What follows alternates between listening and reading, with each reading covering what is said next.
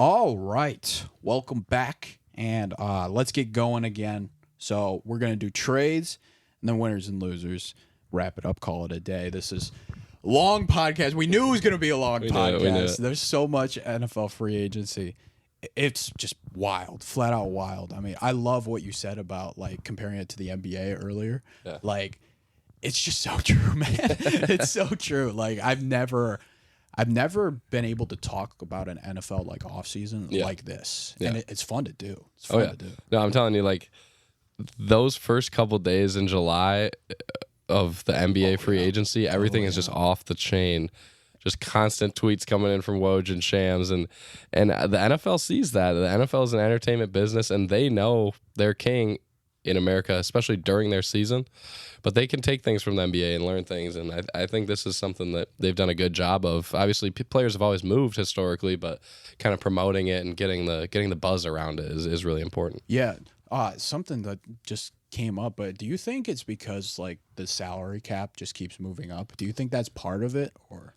I definitely do, because pro sports just continue to grow and the boom has just continued to happen. So every year that salary cap keeps pushing and pushing, those new contracts are going to be bigger, but also like teams are just going to get new money to spend every year. Yeah. And that's something that when the salary cap was stagnant or it was growing like 1% or something like that, the free agency wasn't as important because teams wouldn't be going out there to make a splash because all their money was already tied up. So when you have guys leaving, freeing up money, but also at the same time your cap grows $15 million, you have more room to make moves. So I think that's also, like you said, that's a good point. That's a big part of it. Yeah. I mean, I it's fun. It's fun to cover. Like it's cool that it's happening like as the pod's going. Because it's stuff to talk about for Jake's takes, which I appreciate that, NFL. So thank you. Appreciate it. All right, let's get into it. So there was a lot of trades as well. A lot of teams trying to clear some cap. I talked about it a little bit earlier, but the Chargers really made a lot of moves. Keenan Allen to the Bears, first one I kind of want to talk about. They just did it for a 4th-round pick. But, I mean, I got in an argument like off air with some of my friends talking about the Chargers moves, and they were talking about how they think the Chargers are going to be really, really bad, which I get that. Okay. But what they did was smart. They traded Keenan Allen, who was a $20 million purchase, which is just ridiculous for your cap, and traded for a 4th-round pick. People are like, oh, you could get more. You probably can't for that. You drop Mike Williams because nobody wanted him at all. Like what? You're not going to take like a 7th-round pick for him. That's not worth it at that point. So I mean, just cutting him is probably the right deal. And he was $20 million as well. I think somewhere around there. And then what they did was restructure Khalil Mack and Joey Bosa. So you still have that defensive line presence, but now you have room to go create depth, create that main depth that we were talking about. And they're trying to build some draft capital because they lost a lot. So getting a 4th-round pick and stuff like that is going to add to that. So I like what the Chargers are doing, and I feel like they're probably going to go O-line because that's the hardball way in the draft. I like this for the Chargers a lot, and it's going to really be the test is Justin Herbert a top 5 quarterback? Yeah. That's going to be the test because what our argument about is, will they win 7 games? That was what our argument about. So I'm interested to see like yours. I think they're going to win 7 games because I think Justin Herbert is that guy. What do you think? Well, I think first off, it's interesting, especially when you're talking NFL trades. We talk about a little NBA, NFL similarities, free agency. Yeah. The trades, especially, it's a totally different animal. Getting a 4th-round pick back for a player is a significant piece. Yes. Whereas in the NBA, if you're getting a 2nd-round pick, that's just a shoe-in. That's a throwaway in the deal. That's true. So that's especially, and the way that the salary cap works, dumping Keenan a $20 million salary. I love Keenan Allen, don't get me wrong. One of my favorite wide receivers in the league, but I think that was a smart move for the Chargers. And I really like what they've done over the years. And I think bringing in Harbaugh, I've always been a Justin Herbert believer. And getting rid of Williams, getting rid of Keenan Allen, what people don't really remember is that a lot of times it was just one of them on the field anyway. Yeah, there weren't very many times when Herbert had both of them. When he had both of them, he was tremendous. But when he didn't have both of them, he was still a great quarterback. Obviously, he has his ups and downs, and he's still developing as a quarterback. A lot of times we we just compare quarterbacks to the top of the line, the upper echelon, Patrick Mahomes, whoever it is, Aaron Rodgers, Tom Brady. And no one's going to exceed those expectations. Yeah, exactly. You can't expect that. So, like you said, the Harbaugh way, they're going to draft an offensive lineman. They're going to bring in those power hitters. Probably going to bring in Blake Corum. Exactly. They're probably going to bring in Blake Corum. And then they're going to build around Herbert. He's going to have a little more time in the pocket. He's going to have some different, maybe not as high-end weapons to throw to, but could be one of those Patrick Mahomes situations where instead of force-feeding Keenan Allen or Tyreek Hill 15 times a game, he starts spreading the ball out, and he starts to learn a little more how to process and how to find all those different options. So I would for sure be more bullish on the Chargers this year than your buddies are. I would definitely take them to win 7 games. I honestly wouldn't be surprised if they win 8 or 9 because I do trust in Harbaugh, and he had that success in the NFL. He immediately had success with the 49ers. Over there on the West Coast again with the Chargers. I think it's going to be interesting to see.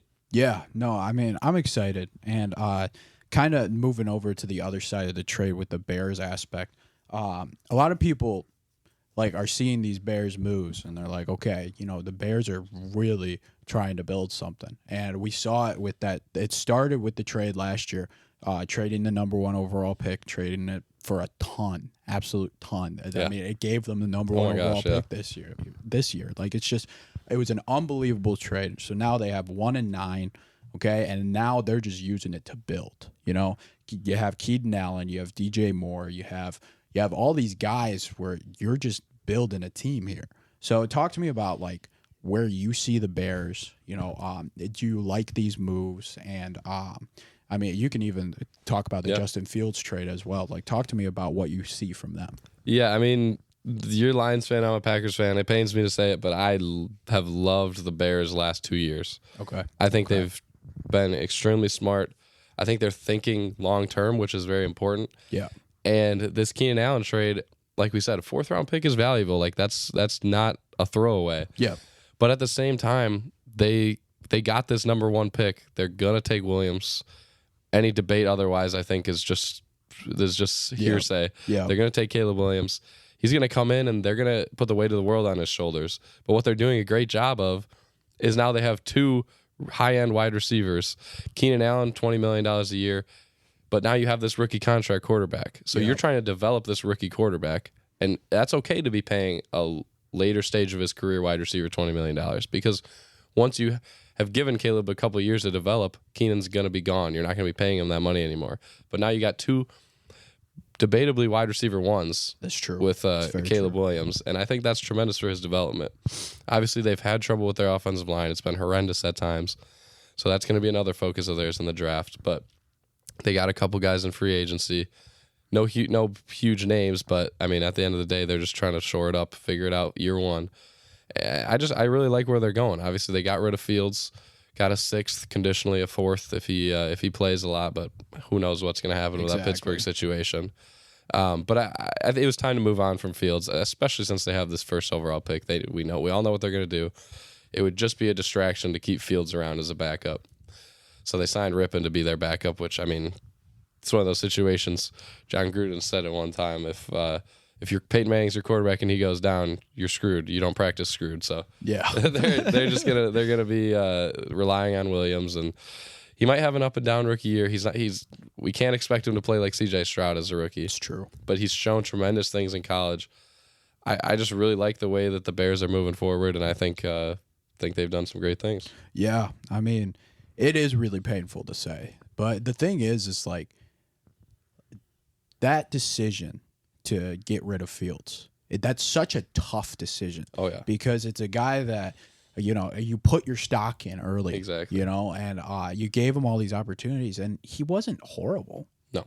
He wasn't horrible at all. But Caleb Williams is a once in a lifetime prospect. It's just the truth. I mean, he's the best quarterback prospect, pure quarterback prospect, and I think it's an argument between him and Andrew Luck. But that I've seen. Yeah.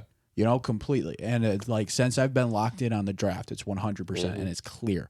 And if you want to say you don't like this about him or don't like this about him, fine. But that's just people trying to find flaws because there's not many flaws. There really isn't. Yeah. Like this guy is unbelievable. So they made the perfect decision Perfect decision here. And I really think Chicago is just going to be scary. And that's tough to say as a Detroit fan, you know, but I like what you said. It's a first-year thing. Yeah. So, like, it's definitely going to be a little bit of process before we see them be a playoff team. Yep. Yeah. Not everybody's C.J. Stroud. We can't expect him to be C.J. Stroud when he walks in. That was probably the greatest rookie season almost in any sport ever that I've seen. Yeah, I'm trying to think about like who to compare him to as a rookie. I mean, Ben Simmons was really good in the NBA as a rookie, but he was also a second-year guy. Yeah, second-year guy. That's a little different. I mean, and you could say like Victor Wembanyama if he wins Defensive Player of the Year this year. Like you could make that argument. And then Chet Holmgren, unbelievable. Exactly. But again, second year. And those are also different too. Like you just can't compare with the quarterback in the National Football League. Quarterback in the National Football. Yeah, that's just a whole different animal. You can only imagine the type of stress those guys are under. And the crazy thing about it is like you look at like great rookie quarterbacks too. Andrew Luck had an awesome rookie year, but he threw like almost 15 interceptions. Yeah, it's usually a high risk, high reward type of thing. Exactly, but Stroud just like made the reads. And the funny thing is people were scared about the test he took before the combine. Like that's why people were like, "Oh, crazy. I don't know if he's going number 2. I don't know if Houston likes him." But you know, Houston clearly saw something. And the thing is with Caleb is he's going to be that guy. Like it might take him a little bit, but he is going to be that guy. And, I mean, with the Bears, all you're looking for is a little bit of improvement. What, they won like 6 games last year? Yeah, I think they were 6 and 11. So I feel like your goal should be around 8 or 9 and be fighting for that wild card. Exactly. You know, I wouldn't expect to get it right away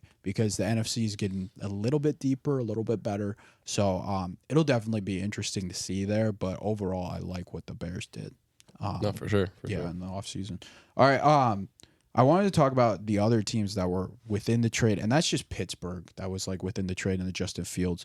We talked about Pittsburgh a little bit on the defensive end with Patrick Queen, but I just wanted to talk about the quarterbacks a little bit. Yep. Russell Wilson, and they traded Kenny Pickett away to the Eagles. That was for a pick swap, I think. We don't have to talk about that too much, but now the quarterback room is Russell Wilson and Justin Fields. What I was confused about when the news came out is why Justin Fields just went right to the bench. They're not even going to give him an opportunity. Right away, Schefter tweeted an hour, like not even an hour. It was like 20 minutes later, like to clear it up that Russell Wilson would start.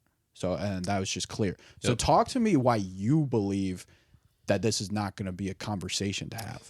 Yeah, honestly, to me, it seemed like that was the case because I feel like this Russell Wilson move might have had something to do with him and his agent saying, "Hey, if I'm going to come wherever I'm going to go, I'm going to be the starter." Okay. I don't think Russ is going somewhere to compete for a job. I mean, at this point in his career, maybe he should be competing for a job. That's true. But still, as someone with that type of salary, obviously the Steelers are only taking on about $1 million of it, but he's got that type of pull. I think he was saying, "Hey, I'm coming to this situation to start."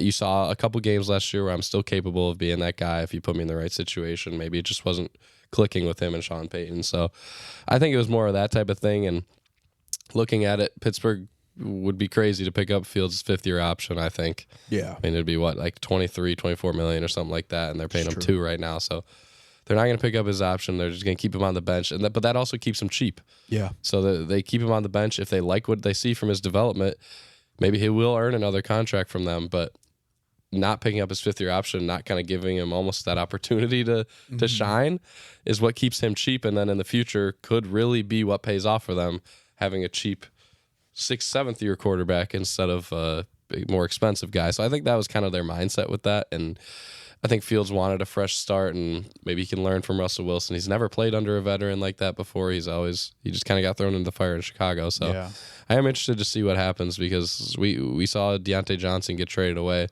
a very valuable slot receiver, high target volume kind of guy. But like you were saying earlier, and maybe you want to elaborate on that more, maybe they're trying to get George Pickens more involved. We've seen his skill set, so that'll be interesting to see with Russell Wilson because he loves those downfield threats. Yeah, I mean, I like what you're saying about developing Fields. You know, I like the quarterbacks that sit and learn. You know, those quarterbacks always figure it out. Yep. You know, we saw it with Jordan Love this year. You know, he sat for 2 years, learned, and then he came in and kept learning and kept improving throughout the season. And then we saw it felt like a finished product in the playoffs. That's true. Like, I mean, that Dallas game was unbelievable. And then Patrick Mahomes, same thing. You know, he came in and you could see it in like his first year. It was him learning. Yeah. You know, like on the fly, and now it's just ridiculous, absolutely ridiculous. And I feel like Fields never got a chance to do that. Nope. You know, and the thing that I've been so low on with Fields and why I've always been like, oh, like people were high on the Bears last year, and I was like, no, they're gonna stink. And it was just because of the fact that like Fields just didn't process defenses well enough for me. He just didn't. You know, and that was the difference between him and Stroud at Ohio State because, again, I was locked down at Ohio State because I'm a Michigan guy. And that was the difference between them there, too. And Fields was great. Like, he had that monster game against Clemson in the semifinals. Like, he can do it. Yeah. He just needs a coach that works with him and that can teach him. You know, because the NFL is a different animal. Mm-hmm. It just is. And that's why it was shocking to see Stroud translate so well. And with Fields, I just think it's going to take a little time. And having him sit and having him develop is probably going to be the best thing for him. And then with Russell Wilson, and you talked about it with George Pickens and what we were talking about off air. And, I think it's really to see if George Pickens is that receiver one. Yeah. You know, and a lot of people need that. Like Pickens has a little bit of an ego. We saw it last year. But those guys do. Like they have that ego. Devontae Adams had that ego. Yeah. Like you got to be good to have that. Yeah, no, he got so mad when Jacoby Myers got like 15 targets. He was like, no, those are my targets, you know? And you have to have that ego to be that guy, like you're saying. So I really think seeing if Pickens is that guy is going to be important for them. And they still got great tight ends. Like the Steelers always find a tight end that's really good. Fairmont's still there, right? So they'll definitely be solid and give Wilson options. I feel like it'll be about building that O-line, giving him a little more protection because Pickett didn't really have it too much last year. You saw how many quarterbacks got hurt. So trying to get that protection going and they got the two-headed beast and running back. Jalen Warren's still there. Najee Harris still there. So it's definitely going to be interesting. I'm excited to see what Pittsburgh's got for sure. No, I definitely agree. It's like we were saying, the AFC North is just going to be a bloodbath every year. Bloodbath, yeah. If Wilson can perform and they can he's not going to be back to his Seattle days, but if he can just be a serviceable veteran quarterback, they're going to be in the playoffs, I think. And because of how good that defense is year in, year out, they always impress you.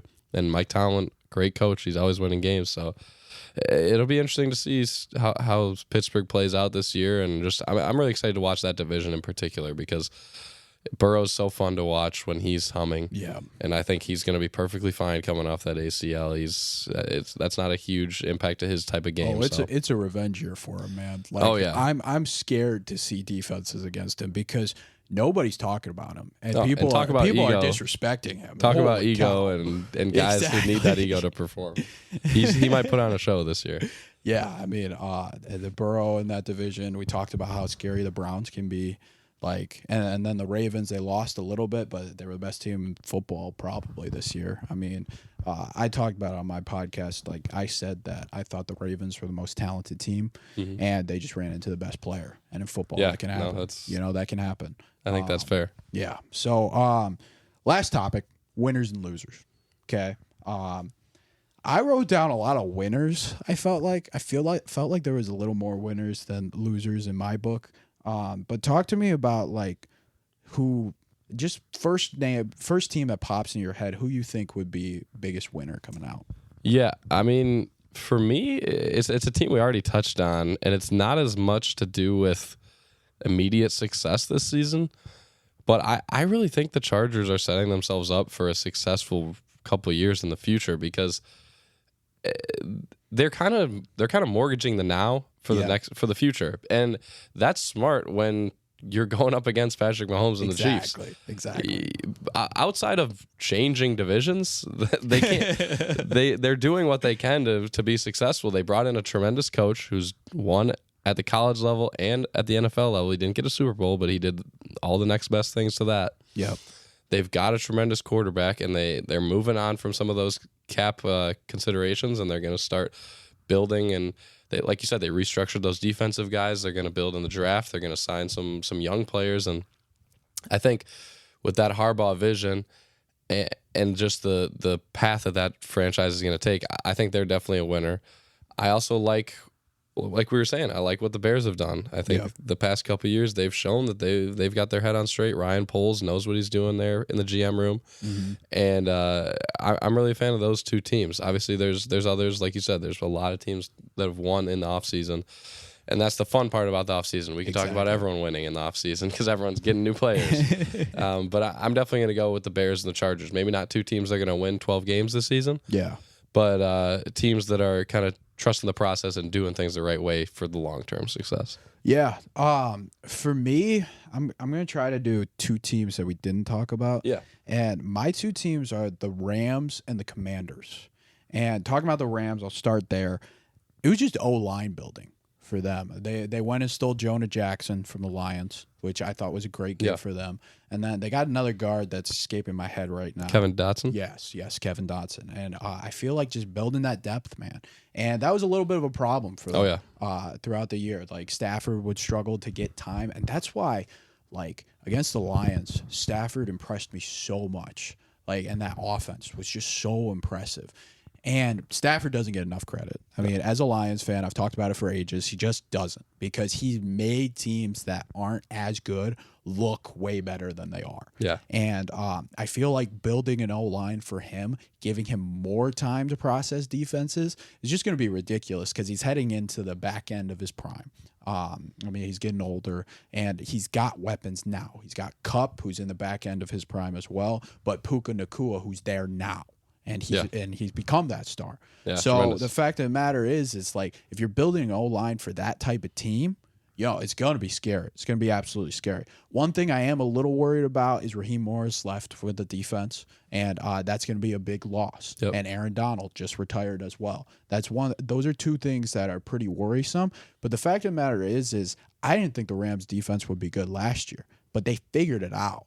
So I think McVay is just such a smart coach and knows so many people that can become great assistant coaches and can build with him, that I don't think the defense will be too much of a problem where they're out of the playoffs or something like that. Yeah, I think building the O-line was probably the smartest move they possibly could to make their offense not a problem, so then they can focus on the defense. Yep. So that's why I'm looking for the Rams. You got anything to add with that?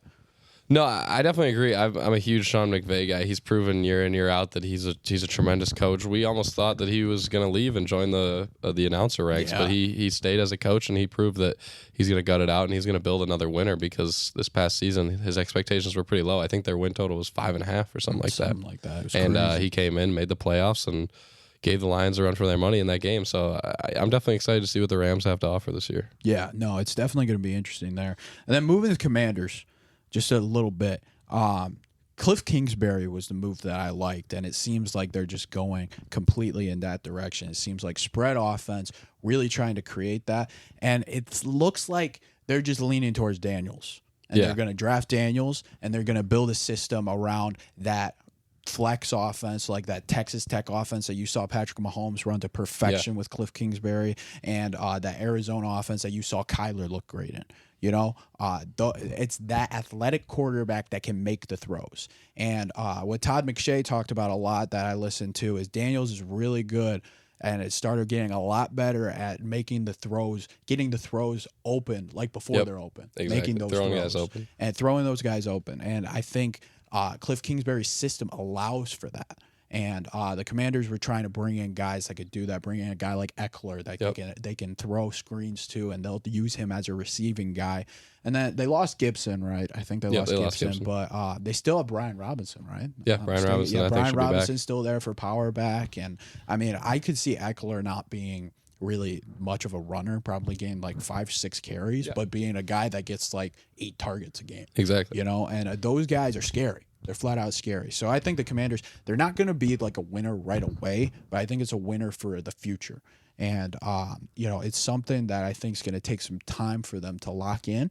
But I think by the end of the season, they could be a scary team for someone trying to make the playoffs. And you see the Commanders, and like, I wouldn't be shocked if they destroy a team like that. And they're like, whoa, what's going on with this team? But it's just the Commanders starting to figure it out. Yeah, I mean, they had to shake things up this offseason. We knew that was going to happen. But I'm kind of on the same page with you. I really like what they did. I mean, bringing in Mariota as that backup for, like you said, Daniels, if that's what the direction they go in. Mariota's he's not the same as Daniels. Obviously, he's a much better athlete, but Mariota's that similar type of quarterback, can play that West Coast style. And Eckler, I mean, you compare just that deal that he signed to the deal that the Packers signed Josh Jacobs to, and maybe they're similar backs. Yep.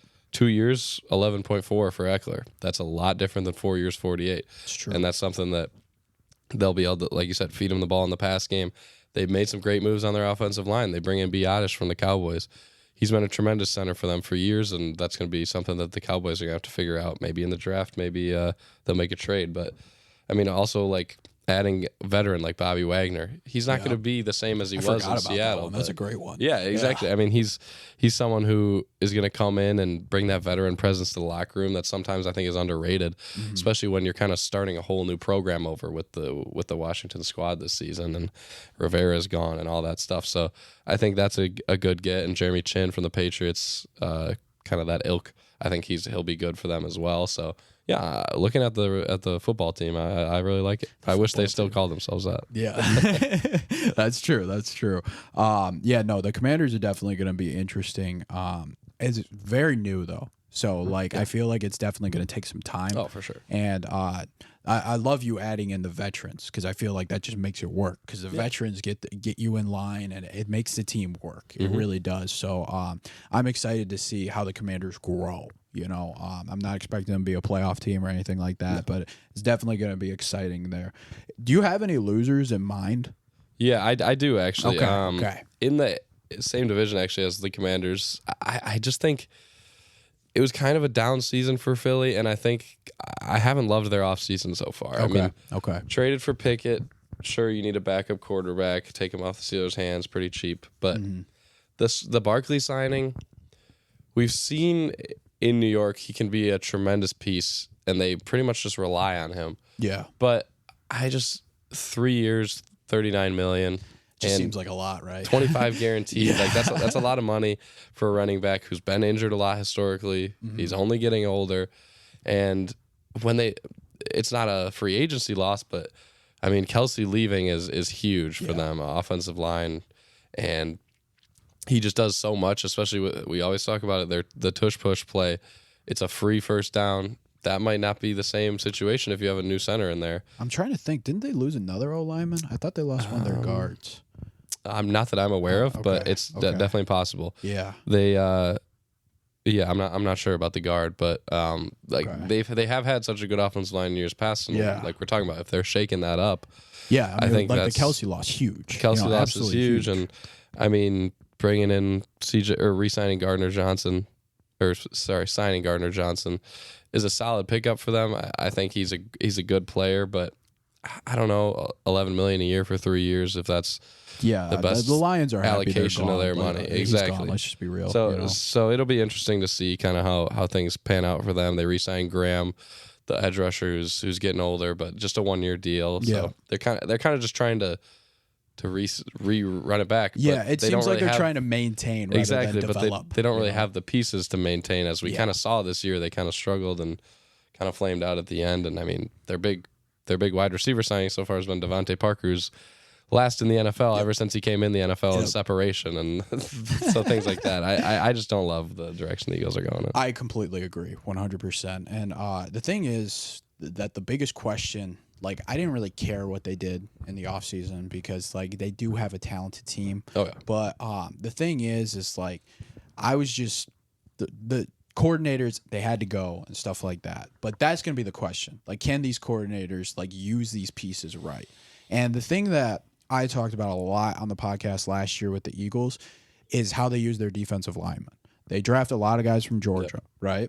Georgia runs a system where you only play 35 snaps a game because their defensive line is stacked. They got 5 stars all over. So, and that means that right when they get to the NFL, the Eagles are asking you to play 60 snaps a game, and Jalen Carter and Jordan Davis have never done that before. Yep. You know, so they're just flat out gassed in the fourth quarter. And you saw it, like, once it got to game 10, game 11, they were gassed and they blow leads all the time. And that just really took a toll on both of them and, like, took a toll on that defensive line. which made it hard because then it's just all about your secondary, and this secondary wasn't as good of a secondary that they had. So maybe the Gardner Johnson get is better for them. He wasn't healthy with Detroit last year, and I mean the Detroit fans didn't like some of the trash talk he was doing in the playoffs because Detroit was just happy to be there. But so like just talking about that, it's just like I agree with you in you saying that you would have wanted them to try to build their team rather than maintain. And it's definitely going to be interesting to see like what the Eagles will be like next year, and like can Jalen Hurts take this team to the heights, because it's going to have to be Jalen Hurts kind of putting the Superman on his back, Yeah, exactly. And he's done it before. I mean, we saw it in the Super Bowl. He had a tremendous game. He shows that he can do it in a 1-game sample size, but I still don't think he's a like perennial franchise quarterback. I think he's tremendous. He can make plays. He's really good, but I do think he still needs to have a good team around him. I don't think you could just throw him out there like you could a Mahomes or a Josh Allen and expect him to produce at that MVP level. So it'll be interesting to see where they go in the draft. Obviously, I think they obviously have tremendous weapons. They got AJ Brown, they got Devontae Smith, but like you said, I think they got to keep working on their defense, and the defense just disappointed down the stretch, and that defensive line depth especially. Yeah, you thought they had it, but then when other teams just started to kind of run the ball down their throat at the end of games, you got to get the ball back in there. They're supposed to be the team that's doing that. So that's a tough look for them. No, that's true 100%. You got any others that just come to mind at all? No, I mean, I think the Eagles were the main one. Obviously, it'll be easier to see after the draft to see what direction these teams went, because with free agency in the NFL, a lot of times you can't really expect them to fix all their issues at once. Especially, I mean, they got such big rosters, so it'll be interesting to see once the draft comes around, and even the UDFAs where they end up. So I'm really curious to see kind of how that pans out, and I'm really excited. Draft in Detroit. I think we're both going to be making an appearance out there, so it's going to be really cool to kind of experience that firsthand. Yeah, no, I'm excited 100%. The one loser I was going to talk about is the Dolphins. Okay. And I thought they were losers because they lost a lot of O-line. A lot. And the fact of the matter is like it was a little better for them this year in the O-line department. They protected Tua a lot better. So losing that, again, it's just tough. It's gonna make it harder for Tua to process, I think. And I think Tua got a lot better this year. He played pretty well this year. But the thing is like with the Dolphins, I expected them to try to get better also. It's similar with the Eagles. But the thing is with the Eagles, it's like everybody talked about how much talent the Eagles had. So it's like, okay, I guess it makes sense you want to maintain. I mean, it was a really disappointing season. Yeah. So, like, I would want to develop, but I guess it makes sense you're in there. If you're the Dolphins, you just made the playoffs. Like, I feel like you need to really try to build up more. Yeah. And I just didn't see, like, that move yet. Maybe they're waiting for the draft. Maybe they're doing stuff. Like, the offseason's not over yet. But, I think I just expected to see more. And the loss in the whole line just is what makes me a little disappointed in that aspect. Yeah, no, I definitely agree. I mean, I think McDaniel is almost just relying on Tua's quick release and his offensive scheme as kind of a protection in itself, and not rely as much on that offensive line. But one thing that is important is you saw, I mean, Raheem Mostert was tremendous last season. I think he might have had 18 touchdowns or something like that. And they're not going to get that type of production with a off-brand offensive line. Like they need good players in there to be able to open up those holes and open up those gaps for those athletes that they have. I mean, obviously they have tremendous players. It'll probably be more A-Chain this year, but exactly. Yeah. And A-Chain will slide right into what Mostert was doing. But when that offensive line kind of falls off a little bit, it's true. And they focus so much on getting those edges and side to side movements and the motion and everything that if they don't have the time to do that, then I think like you said, they're the losers, and they're gonna have to figure that out. Yeah. Well, Jack, this has been awesome, man. This has been awesome. We went an hour for sure. Definitely an hour. I lost track of time a while ago, but man, this It's always a lot of fun, man. Just talking football. We do it every day. That's right.